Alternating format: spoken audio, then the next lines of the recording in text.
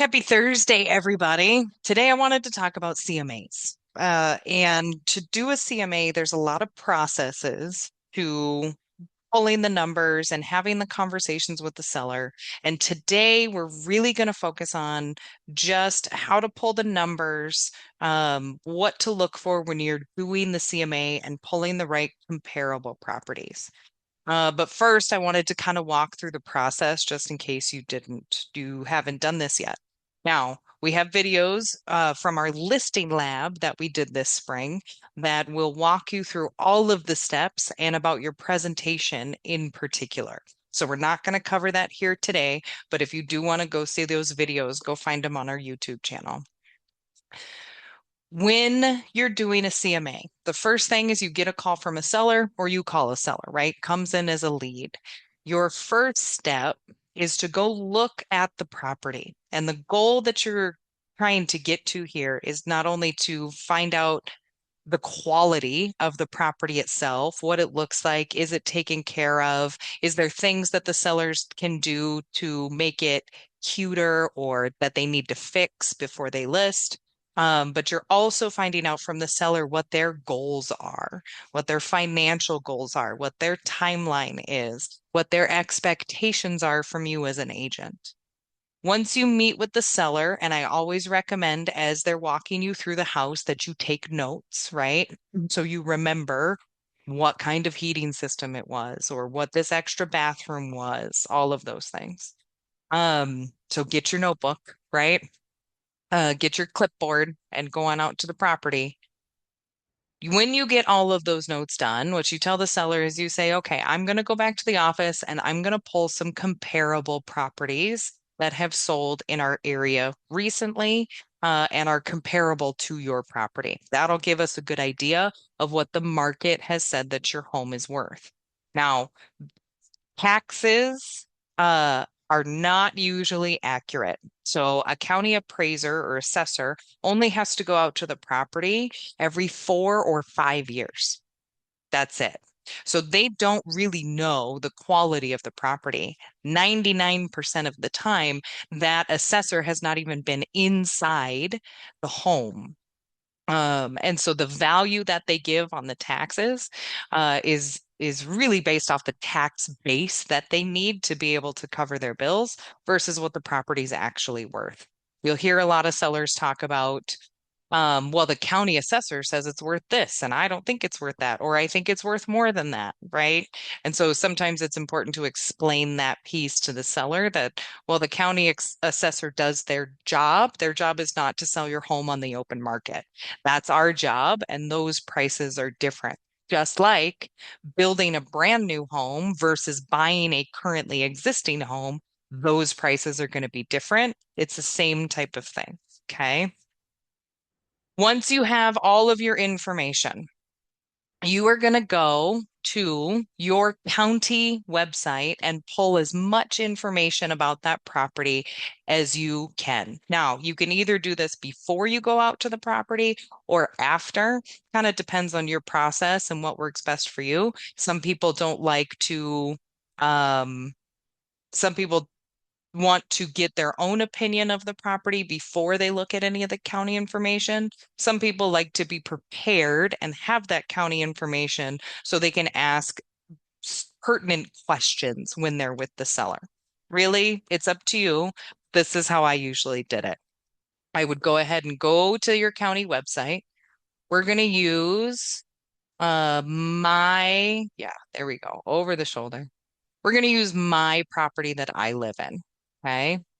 Bum, ba, bum. So I'm going to go to Hubbard County, and I can't, they just updated their new map system. And what you're looking for when you go to your county website, each county is going to be different, is this GIS and mapping. Sometimes it's under your government link, sometimes it's under the departments. You'll have to figure out for your area what it is.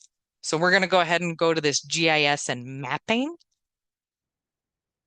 And for the Hubbard County one, there's a whole bunch of different maps that you could choose, but we want this public application viewer. Okay. This is going to show us property taxes. This is going to show us property lines. This is going to give us how much lakeshore they have.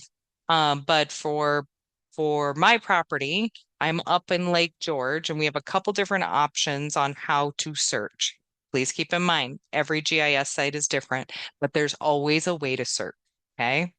So because my last name is Larson, we're not going to use the taxpayer name, because there will be lots of Larsons because we live in the land of 1,000 Larsons. Instead, we are going to go to the physical address. And I put in the physical address, and oh, look, that didn't work. Sometimes because this system is not intuitive like Google, you have to change how you write it.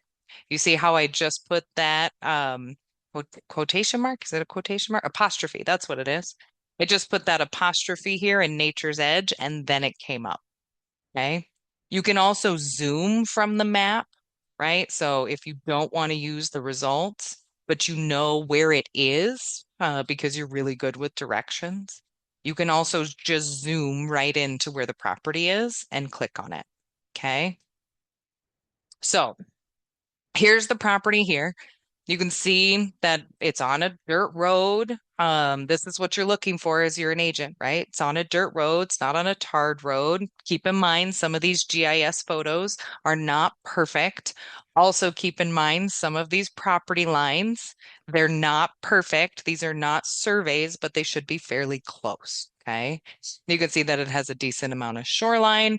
What you can't see here is that this is actually a very large hill that goes down to the lake shore. Okay, that doesn't show you on the aerial map, but there is a place on here where you can find LiDAR or hillshade maps, and that will give you the contours of the property. Especially when you're selling acreages, this is incredibly helpful. And you can see here that it's fairly flat for the most part, and then there's a large drop off. Now, you are already at the property, so you probably already know that in this scenario that we're talking about. But this LiDAR can be helpful for many different reasons. Okay. We're going to go back to the base map, and we're going to click on that parcel. What we're doing here is we're doing research. So we're going to click on this general parcel information, and it's going to give you any of the data that the county has on here. Here are the important parts. The deeded acres here are 1.5. Okay. We're going to need that for our CMA. Okay. We're going to want to look at properties that are between 1 and 2 acres. Okay. Um, you can go through, Hubbard County has all of these different options that you can go through. Different agents like to use different things. They can read them better. And so I usually would just click through all of these. In particular, there's a taxpayer name, right? My husband and I are married, but we don't share the same last name. You need to know that when you're filling out the paperwork. You also need to know that to make sure that all of the people who are on title are signing the listing contract. If you remember from class, there's one signature needed for buyers to buy a home if they're married, but 2 signatures are needed if they're selling it, right? So as the listing agent, you now know, oh, well, Katie's the one who contacted me, but there's this other Benjamin Soderberg here. He also needs to be on my listing contract. I should probably call Katie to talk about who that person is and if they're aware that they're getting an evaluation and are looking to sell the property. Okay. I just click through all of these. Now, this one looks a little crazy, but what it is the different property values that the county or the assessor has assigned to this property. You can see here that they have a residential single family unit, that it was a seasonal recreational property in 2023. That tells me that they built something. Well, that tells me I know we built something on this property recently. So the previous sales for this particular property probably won't matter because before it was vacant land and now it's been improved. It has a home. Okay. And you can also see that by this EMV with the land and the building. The EMV is the estimated market value for the property. This is what the assessor uses. This is also why some agents don't like to look at this first, right? They like to look at this afterwards because they don't want their numbers, their gut numbers, to be skewed by what's on the county, what the tax assessor has. Because, like I said, the tax assessor is not always accurate. I will tell you, the tax assessor has never been in my house. Okay. You can also look at property transfer history. When was the last time it sold? How much did it sell for? This helps you get an idea on whether or not the seller might be underwater. Well, this won't tell you what's left on the mortgage. It will tell you what they bought it for. And then you can extrapolate from there whether or not they might be under the water. We've had a lot of sellers recently who have bought property and then sold it within a year. And those people, with their costs and their mortgage of buying and selling a property, they might have to bring money to closing, just because there are extra costs outside of the actual sales price, right? You can look at land information here. This is the piece where it's going to give you, again, those acres. Okay. It's going to tell you that. It's also going to tell you the square footage. It's also going to tell you which lake it's on and the front footage. Okay. Right down here, it gives the frontage. This is lake frontage. Some count, the system is going to be different for each county. Like I said, even how all of this is laid out. Becker County has everything on a one sheet, and the front foot, the lake footage, the acreage, all of that stuff is right on there. Okay. So unlike Hubbard County, you don't have to click around to different places. But take your time through this. Look at all of these pieces. When we look at residential buildings here, it'll tell you a whole bunch of stuff. What the framing was, what the exterior is like, and it should give us square footage. Now, I will caution you, this, because the assessors do not usually go into the property, this square footage can be grossly over or grossly under. When you are at the property, you should be taking measurements. We have a wonderful program called Cuba Casa that we have available through us for us through North Star. That all you do is you put your phone up, you open the app, you put your phone up, and you walk through the house. And within 24 hours, it will give you a floor plan of that whole house, as well as estimated square footage, which has actually been more accurate than any of the county stuff that we have. So if you would like to take your square footage from the county and use that, you can. I would verify that square footage with what the seller understands the square footage to be, number one. And number two, I would make sure that the seller is not grossly overestimating their square footage either. Not everybody knows how to do square footage. Okay.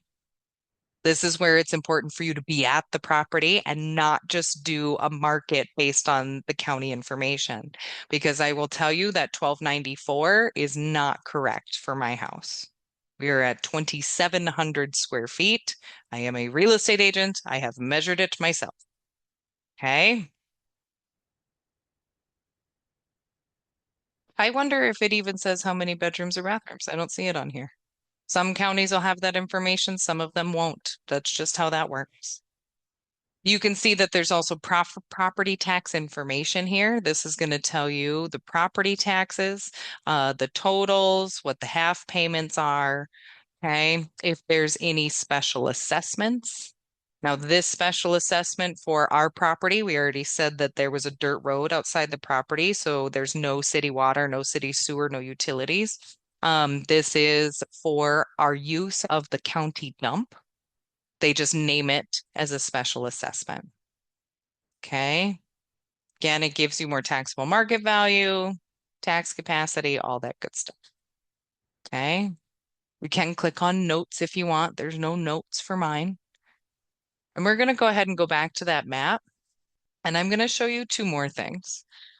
Three more things, I guess. One is the environmental services records. So for Hubbard County, this is any records with the property for building requests, septic requests, water tests will not be in here, but you can click through these and see what exactly was done. Particularly if the seller has updated the septic recently, you can find those documents right in here. Okay. And you can see we have a pressurized mound system, a wonderful little map, which is great when the sellers are filling out the disclosures, right? They can just attach this for the location map instead of drawing it themselves. Um, and the certificate of compliance. Now, a brand new system for septic is kind of off topic, but since we're here, it's important. Brand new system, a compliance is good for 5 years for a brand new system. When you're inspecting a current system, then that compliance is good for 3 years. Okay. So based on this, this was compliant in 2022. So we are compliant until 2027. This certificate of compliance is good until 2027. So it's important for you to then have this with your listing information so that that doesn't become an issue during negotiations. So those are your environmental services record. You can also find survey records on Hubbard County. Some counties have these in different places, but they usually have them available. And so it'll zoom to the property when you click on that, and it'll have your surveys over here for that area. Okay. Now, the last thing I wanted to show you is this view recorded documents button. Some counties have that, some don't. These are usually paid services. If you actually want to pull recorded documents from the county, you'll need to set up an account with your county, and you usually have to pay per document. I think Hubbard County is like $6 per document. Okay. But this is important to watch for satisfactions of mortgages, deeds, any liens that are on the property. Okay. You can see that there was a request from a bank here, but without paying for that document, I won't be able to see what it is. Okay. Now, this is all research. This is all information that you just should be either writing down or keeping in the back of your mind in case things come up with the seller, conversations come up where you need clarification on some of these. Okay. Um, I think that's all I have to show you there. So the biggest pieces of information that we need to do our CMA is bedrooms, bathrooms, square footage, and acreage. Okay. Lakeshore, right? So now I will tell you my house is a 4 bed, 3 bath, 2 stall attached garage.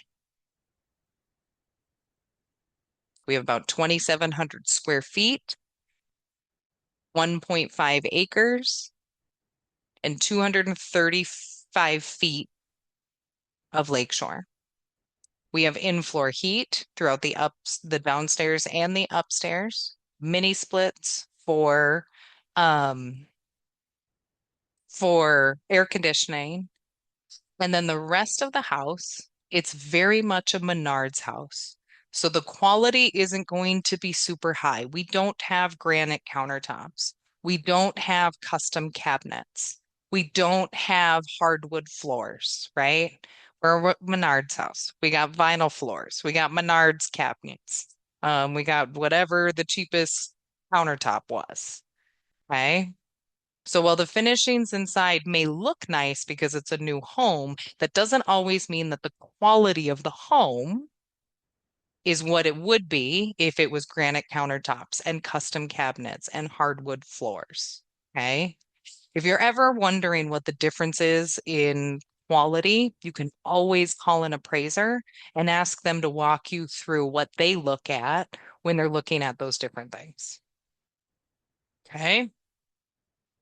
Now that we have that basic information, we're going to go and pull some comparable properties. So we go to Matrix, okay, which is North Star. You log in, and we're just going to start searching for properties like this one. So we go to search, we go to single family, and we're going to do closed and comp sold. And what's the difference between those two? So closed are properties that were listed on the MLS like normal, and they closed within 0 to 180 days ago. Okay. Comp sold are properties that were not listed on the MLS, but a real estate agent represented the buyer in the sale. And after the property closed, they put that property in to the MLS. And again, that closed between 0 and 180 days ago. Now, if you can also change these criteria to be just a certain year, right? So let's say I just want to pull properties that sold last year. Well, you put in those dates just like that, and that's what the system will search is only closed and comp sold properties that closed between those date frames. Now, when we are pulling comparable properties, we want something within about a year. 6 months is ideal, but because 6 of our months are normally in the winter, when we're doing CMAs in the spring, we want to be able to grab those summer properties that sold in August, September, October. And so I usually go back a year. So it's 6/4, 2025, 2025 to 6/4, 2026. Okay. You can also do 0 to 365 days if that's easier. You can also put that in there. It will give you the same results. It's a different way to search. Okay. Now, we know this is a lake home. So we want to get rid of any property that's not a lake home because it's not going to be comparable. So right down here in the waterfront features, we're going to click lakefront. Okay. Um, Perfect. Now, how many results do we have? 4,000 matches. Okay, well, we don't want to go through 4,000 properties to find comparables. So let's put in some more things. Well, I like, let's back up. You can limit this area to just the zip code of the property or just the postal city of the property. What I like to do is I like to do a map search because we live in such a large area that zip codes and postal cities, they sometimes overlap with each other all over the place. And so if you go up here to map search, maybe, there we go. Yep, thank you. Then you can find the property, which is up in Lake George, and you can draw a polygon around the area that you want to pull lake properties from. And actually, I want to grab this two inlets here. Now, part of this when you're doing lake properties is you need to know quality of the lake that this property is on because that will make a difference. There's tier 1 lakes, there's tier 2 lakes, there's tier 3 lakes. And so if you're not sure about the quality of the lake and what extra value that might bring to your property that you're doing a market on, ask around, ask in your office, look at maybe the DNR reports, and see where that lake would rank. Is this a tier 1, tier 2? Now, for the Lake George area, this one's between a tier 2 and a tier 3 lake, right? So it's not quite up there, but it is a decent lake for the area that it's in. And so I'm just going to grab all of these lakes right now, and we're going to go back to criteria. Okay. Now you'll see our matches went down to 90. So there's been 90 lake homes that have sold in that area in the last year. Well, I still don't want to go through 90. So let's make this a little smaller. So we know the acres is 1.5. So we're going to put a range in here in the acreage piece of 1.1 to 2 acres. Okay, we're looking only for properties that have 1 to 2 acres. Now we're down to 24 matches. That's better. And bedrooms, we're going to put 3 plus, anything 3 or over. Garage stalls, because not all lake properties have garages, we're going to put 2, 2 plus. And then year built. So this property was built in 2023, I think, if I remember right. 2022, that's when the compliance was done. This home was built in 2022. And so I don't want to be comparing this to properties that were built in 1978, right? But 2010, 2005, those are probably okay because it is a new build. So we're going to put the year 2000 or sooner, right? Those are the only properties that I want to see when I'm doing my CMA. Okay. And you can see down here, well, now we have 5 matches. Before we put that year built in there, we had 14. 14 is absolutely acceptable for you to go through, okay, and determine which ones are comparable and which ones are not. 2000 or 5 properties is even better. It's much easier. But let's see what the spread is for price on all of these. So it looks like our lowest one is at that 600,000, 612, and our highest one is at 900,000 on Libby Lane on Two Inlet Lake. Well, it's a pretty big spread. That's $300,000. How in the world are you supposed to determine what that property might be worth if it's at that 900,000? Okay. Well, in between those, that $300,000 spread. So you know that this $900,000 one, even though it matches a lot of the criteria, is probably going to be an outlier because we've got a lot of them in the 600 range here, one of them in the 700, just over that 700 range, and then one in 900. So we're going to get rid of this one, this $9,000 one, because that's an outlier, right? So we click on it, we go to refine, and we go to discard. Okay. Now we have the rest of these 612, 675, 682. So we're probably somewhere in that 6 range, depending on the quality of the property that you're looking at. So now we're going to go into each of these properties and we're going to determine which one is most like the one that I just saw. Okay. We look at the stories, 1.5 stories. Okay. We look at square footage, 2,500. If you remember, I said mine has 2,700, so we're right there. We look at bedrooms and bathrooms. That's similar. Garage stalls. This has one more garage stall than ours does. And it has more acreage.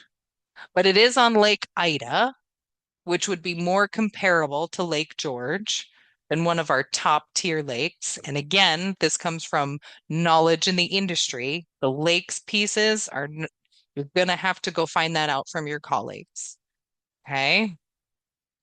You can see that there's 351 feet of lakeshore. So this has more lakeshore, but there's elevation. So that's like ours. So I would say not only that, but when we look at the pictures, we see that this is log sided. So log sided is going to bring more value than a vinyl sided home. So we already know that this property itself is going to be more expensive than our Lake George property. It's log sided. It has more acreage. It has one more garage stall. Okay. So this property is going to be more expensive. What's funny is that this property at 612 was our lowest property that we found in our criteria. So what that now tells me is that our property that we're looking at is probably under that $600,000 mark. And I need to figure out the criteria needed to be able to find those properties under that $600,000 mark.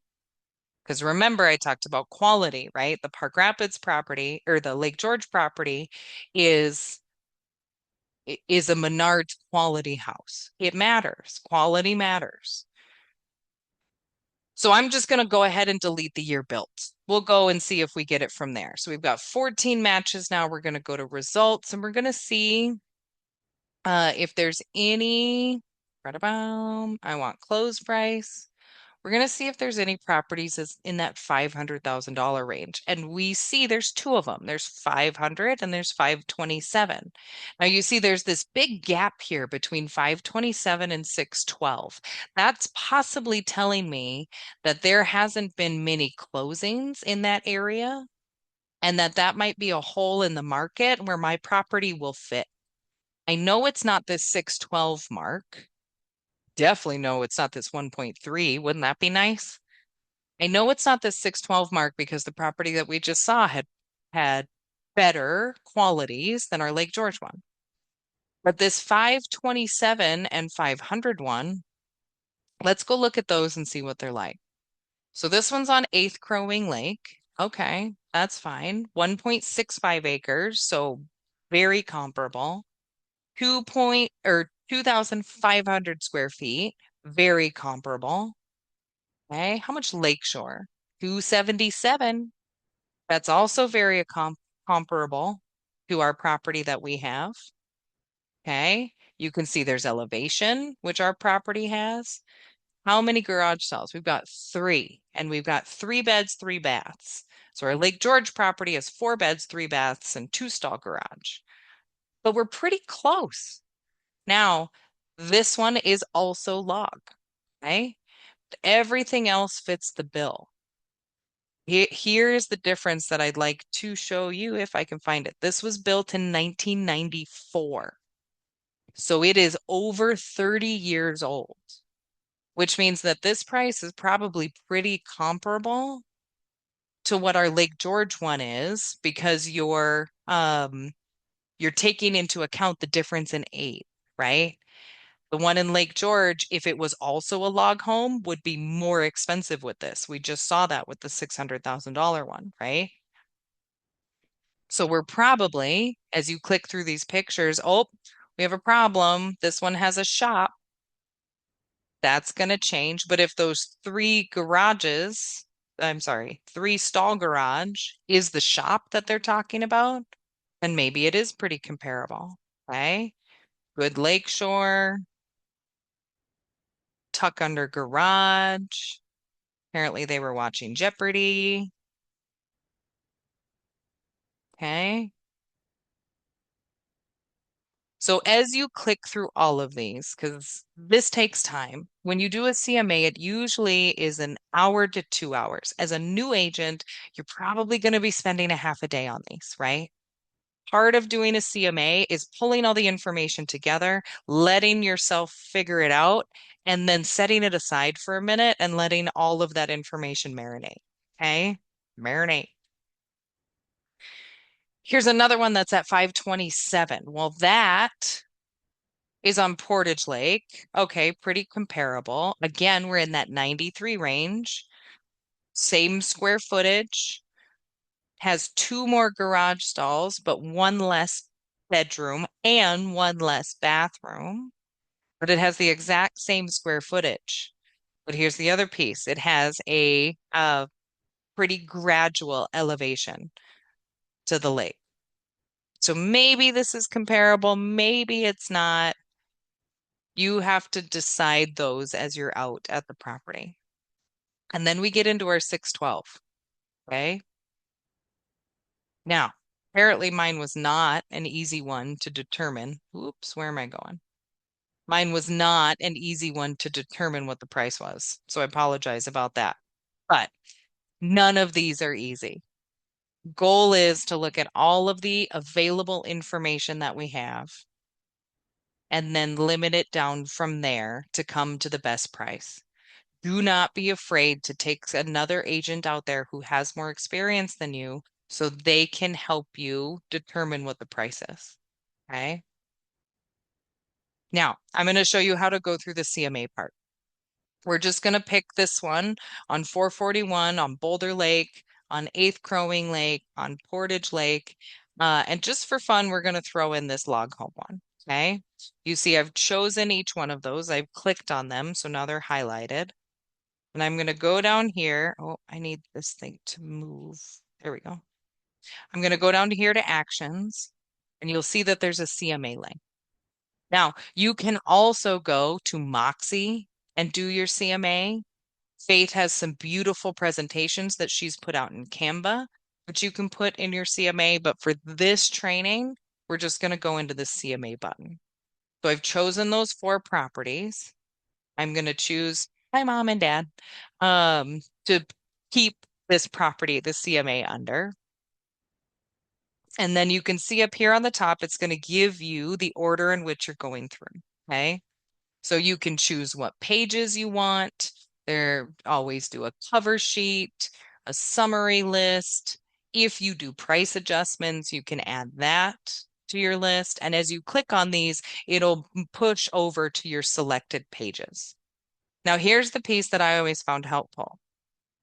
Comparables and graphs, depending on your seller, will then change which of these you use for each seller.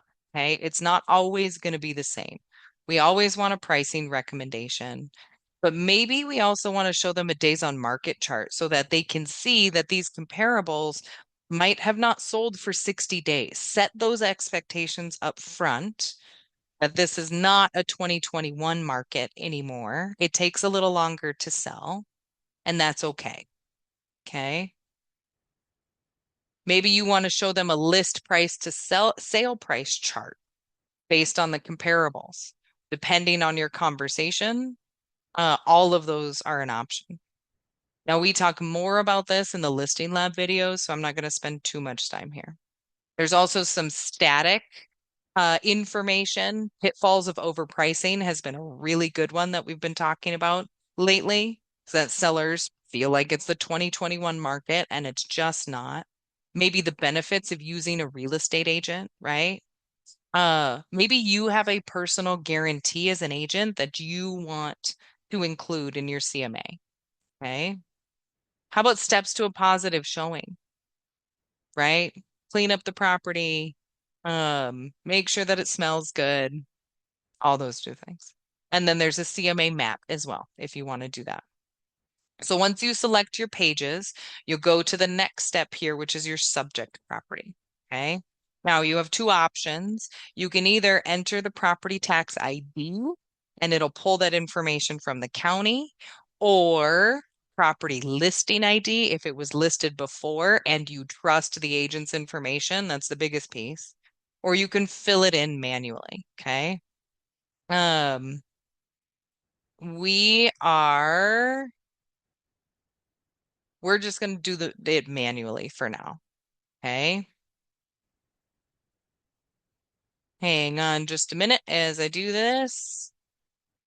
Nature's Edge Drive, of course. Oops. Edge Drive in Lake Jorge, Minnesota. Okay. We know that there's, 3 baths, 4 beds, 1.5 story.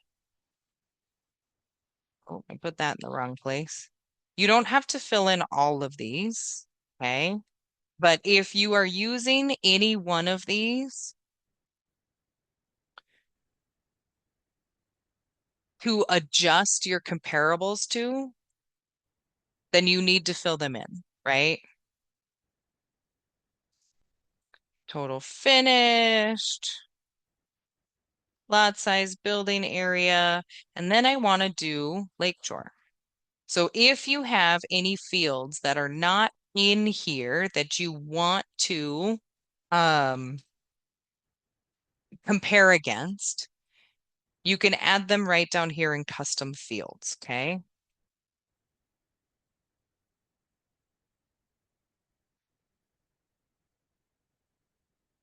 And we're going to link this to Matrix. And Sometimes you have to look for the right words. This one is waterfront frontage feet, because that's not a mouthful at all. Okay, we know ours is 235. Great. You can put remarks in here, like this property um has a great patio, but there's no steps to the lake. This is on a dirt road. You can make this how you would advertise the listing. Sellers like to know sometimes how you're going to write your ad for the MLS. You can do that here ahead of time if you think that that's good. And then once you're done with that, you're going to go to cover. Okay, this is going to be your cover page. The contact information is going to be your client's name. You can snap a photo when you're at the property and put that subject photo in here. And this is going to be your information down here. Then we get to comparables, and you'll see that all of those properties that we picked for comparables are in here. Okay, this is Nature's Edge Drive. This is our subject property, and we're going to be adjusting each one of these to be more like the subject property. Okay, so we're going to click all of those because those are the ones we chose. And that should be it. So then when you go to map, I got to make sure this works because I thought there was a save. Oh yeah, we're good. Okay.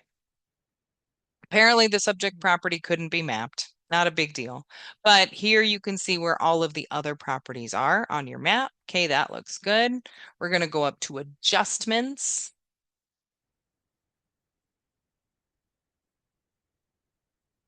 And now we get to choose how to change the prices of our comparables to be closer to our subject property. And you'll see there's a couple ways we can do this. And I will tell you that not all agents do this because it takes a lot of wherewithal within the industry to know how much a bathroom's worth in this area for this price range, how much a bedroom's worth, right? How much a fireplace is worth when we're talking about value for selling real estate. Appraisers do this. This is their job. Okay. So let's just say we're going to say a bathroom's worth $5,000. So the system will automatically say, okay, so the subject property has 3 bathrooms. This one only has 2. So we need to add $5,000 to this price, to the sale price, to get it to be more like the subject property. Okay. And you'll see the ones that had three bathrooms as well didn't add anything. And let's just say that bedrooms are also worth $5,000. And you'll see that we've added 5,000 to all of those. We know that this is single family. There's no changes there. Stories are fine. Garage spaces. This is a fun one. How much is a garage space worth? $10,000? We'll go there. So you'll see it then subtracted when it's in the brackets, it's subtracting. When it's subtracted $10,000 from this 3 garage space home to be more like the subject property, which is 2 garage spaces. Okay. Then, and this is why not all agents do adjustments. How much value does each year old or each year newer give to the property? Okay. For this one in particular, I would put in values directly into here to determine what how much difference that value should be. I I don't know, maybe there's $1,000 difference per year that that property is, right? So the newer your property is, the more expensive it's going to be. Therefore, that might be what it is. Here's another one. We know this log-sided one is going to be more expensive. So I'm just going to change that one in particular. Oh, but I got to do the parentheses. And I want to subtract $30,000 from this log one because my subject property doesn't have log. And we'll do the same thing here. Okay. It's going to bring that price down, that adjusted price.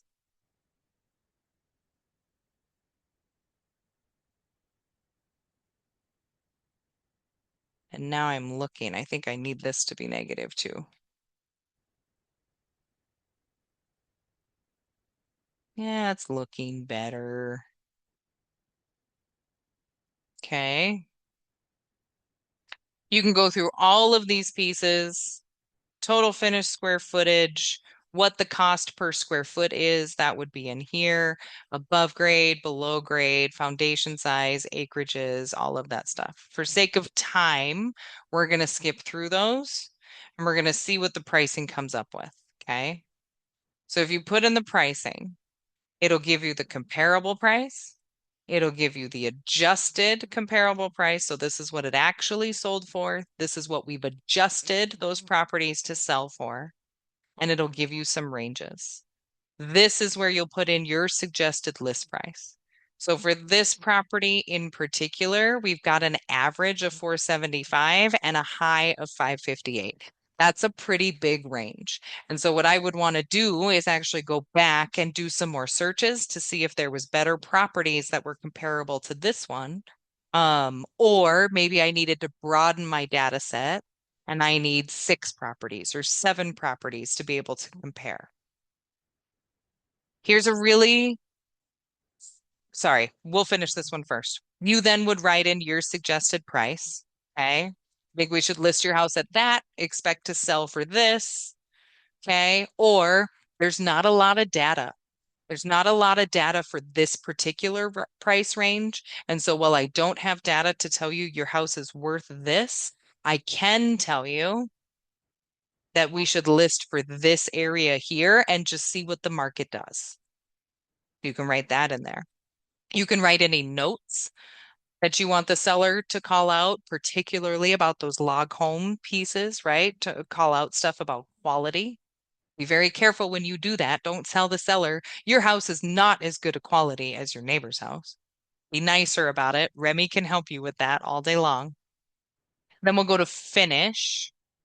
And we can view the CMA from here. We can email it from here. We can print it from here, but it'll generate all of that stuff that we chose, all of the pages, all of the comparables, the pricing strategy, all of that stuff into a CMA. And that's what we'll give. Okay. Waiting, waiting. I would like for this to come up before we move on to the next thing.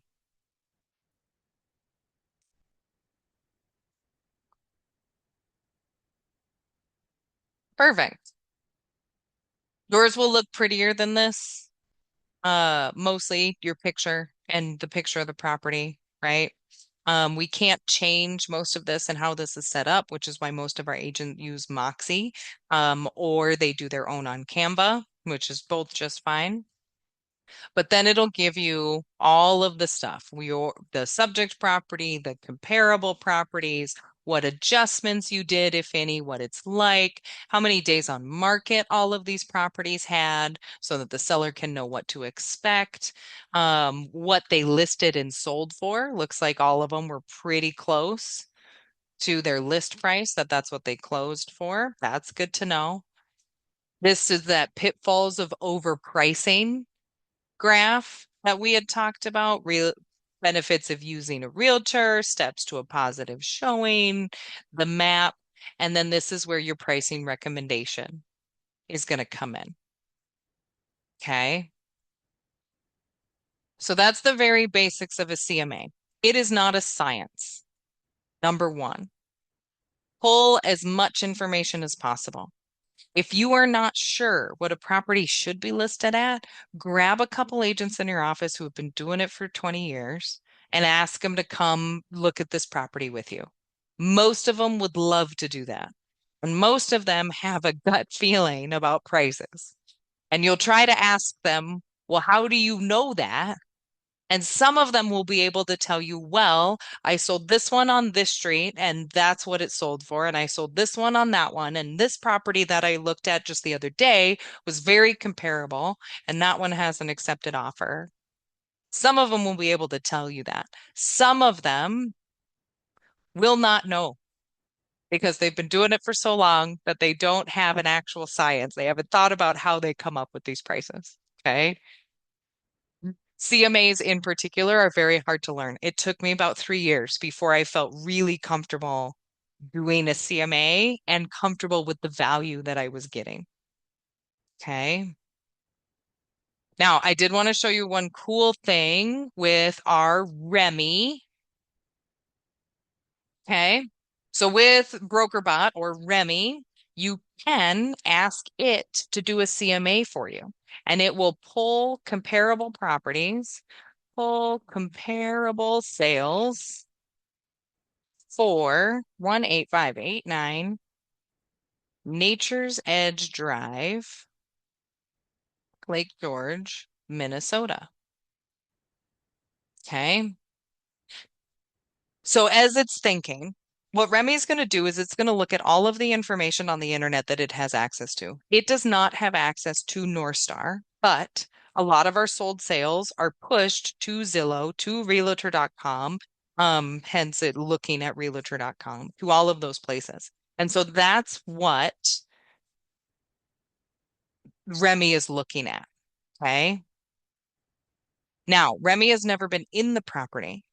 Remy is looking at county data for the subject property, for our Nature's Edge Drive property, and not real data that you have found out.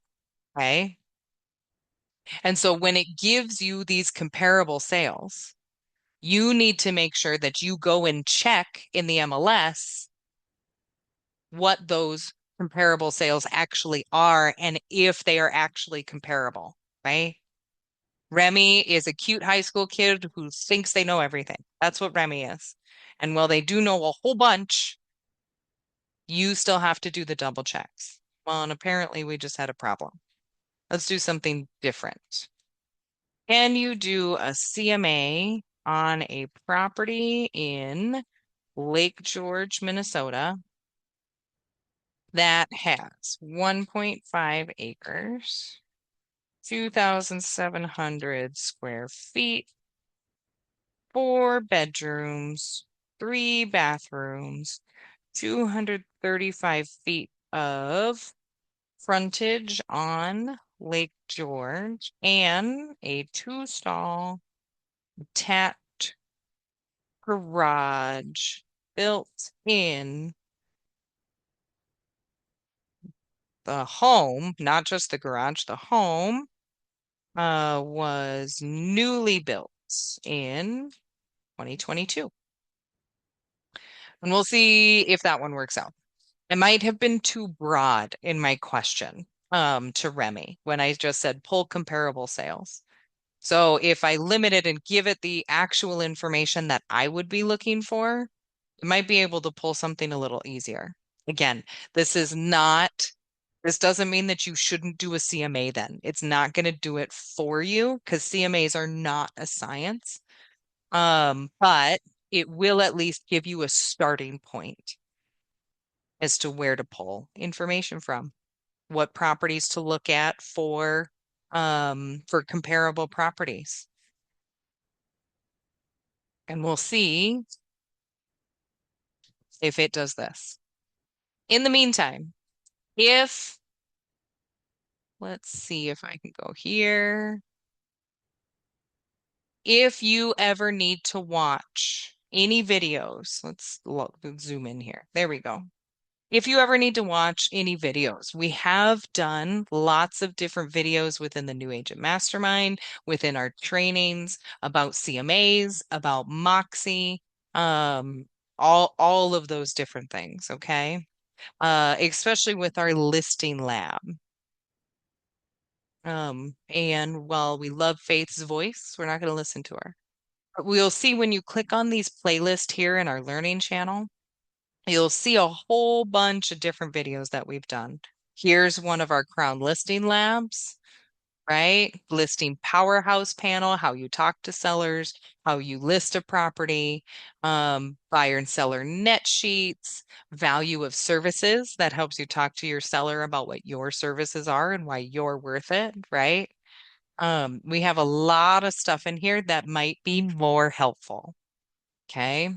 We also, what I'm looking for in particular is we did do a Moxie one just recently. Listing presentations and Moxie Present.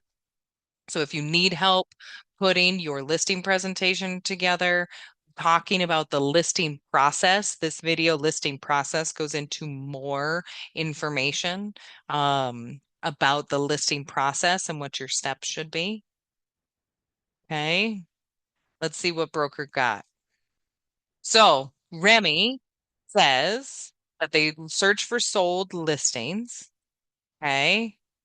Based on recent comparables and the property statistic, it brings up a bunch of different properties, particularly in that area itself. We have a $330,000 sale, a 689, a 341. Okay. And then it goes into the actual market analysis. Okay. And it will walk you through its actual thought process on how to do that. But its estimated range is 715 to 750. And this is why I tell you that you need to go and do your own market analysis because we know based on the ones that we looked at already that 715 to 750 is too high. Okay. And so you at least now have a starting point. Or you can continue to talk to Remy and ask it, that price is too high because that County Road 4 comp that you're talking about is actually much nicer than this property. Can you reevaluate your market analysis? You can also ask Remy to walk you through exactly what you need to do for your market analysis. Use it as a coach, use it as a training tool and say, Remy, I'm trying to do a market analysis on this particular property. Where should I start? What questions do I need to ask? What information do I need to gather? Can you walk me through a step-by-step process on how to do this? He'll help you. That's what he's here for, man. Um, okay. That was a whole lot of information in a very short amount of time. I think I went over my time a little bit, but that's okay. If you have any questions, don't hesitate to reach out. This becomes easier with practice with your CMAs. The other big piece that you should be doing is going and looking at properties, doing agent previews, going on tour if your office has a tour every week or every month, so that you can get used to the inventory, what it looks like inside, and you're not just looking at pictures on the MLS because it is different when you're in the property. Okay, that's all I've got for you guys today. We'll see you later.